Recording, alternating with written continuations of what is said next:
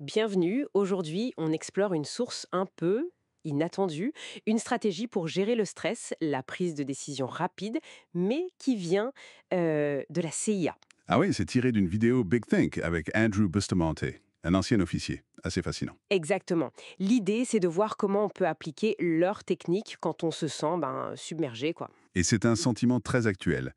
Bustamante parle de la surcharge de décisions qu'on prend chaque jour. Apparemment, plus de 1600. 1600. Waouh. Pas étonnant qu'on arrive à ce que la CIA nomme la saturation des tâches. Oui, c'est cet état où on a l'impression d'avoir beaucoup trop de choses à gérer en même temps. On se sent dépassé. La saturation des tâches, ça me parle et ça doit parler à pas mal de monde, j'imagine. C'est quand t'as plus d'assiettes en l'air que de mains, en gros. Et les conséquences, on les connaît. Le cerveau qui rame, le stress qui monte, ce sentiment d'être inefficace. C'est ça.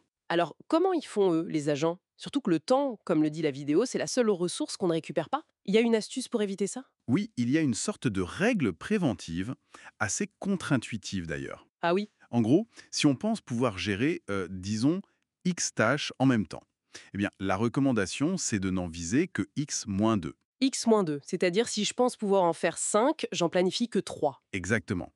Ça peut paraître moins productif, mais l'idée, c'est de garder des ressources cognitives en réserve, moins de jonglage mental. D'accord. Moins de coûts de commutation, comme on dit parfois. Voilà. Et du coup, plus de concentration pour chaque tâche. Ce qui, paradoxalement, peut augmenter l'efficacité et créer une meilleure dynamique.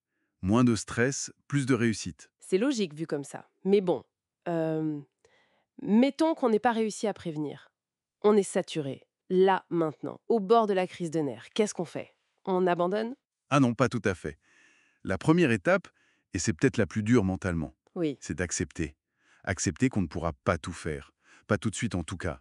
Faut lâcher l'idée du contrôle absolu. Ok. Accepter la situation. Et après, on priorise? On priorise, oui, mais avec un critère hyper simple, et c'est ça la clé surtout sous stress. Le temps. Le temps. Pas l'importance, pas l'urgence, juste le temps que ça prend. C'est ça. La question à se poser, c'est quelle est la prochaine action concrète que je peux terminer le plus rapidement? La plus rapide. Même si c'est un truc minuscule. Oui. Peu importe l'impact stratégique à long terme. Le but immédiat, c'est de briser l'inertie, de se remettre en mouvement.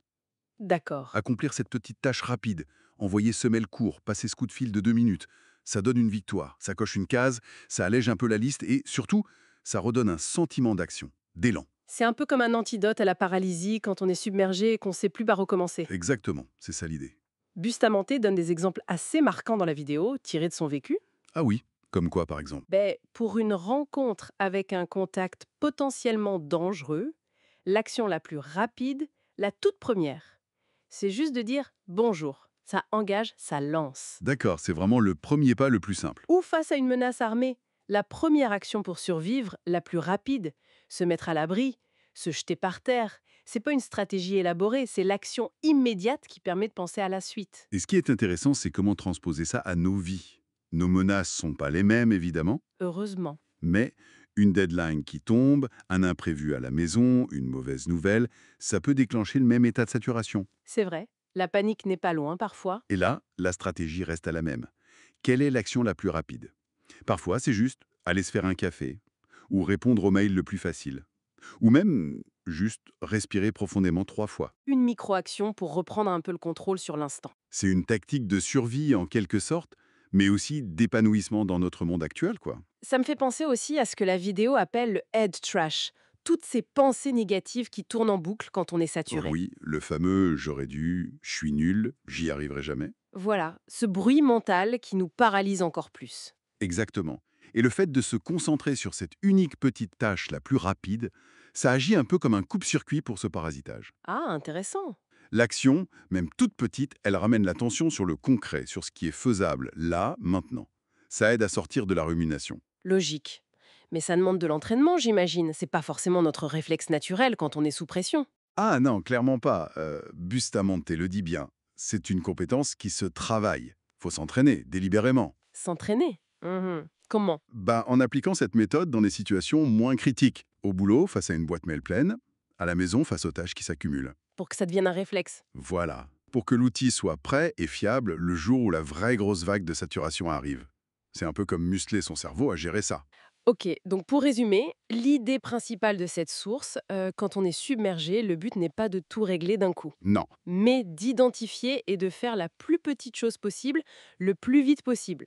Ce premier pas, c'est ça qui débloque et redonne de l'élan. c'est exactement ça. Simple, mais puissant quand on y pense. Oui, vraiment. Et ça ouvre une question intéressante, peut-être pour aller plus loin. Hmm. Si cette approche de l'action immédiate la plus simple marche pour les tâches du quotidien, est-ce qu'on pourrait s'en inspirer pour des défis plus grands? Des changements de vie, des gros projets, où l'incertitude, l'ampleur de la tâche peuvent aussi nous laisser pétrifiés. Ah, bonne question. Comment ce micro-pas pourrait s'appliquer à des montagnes, en fait?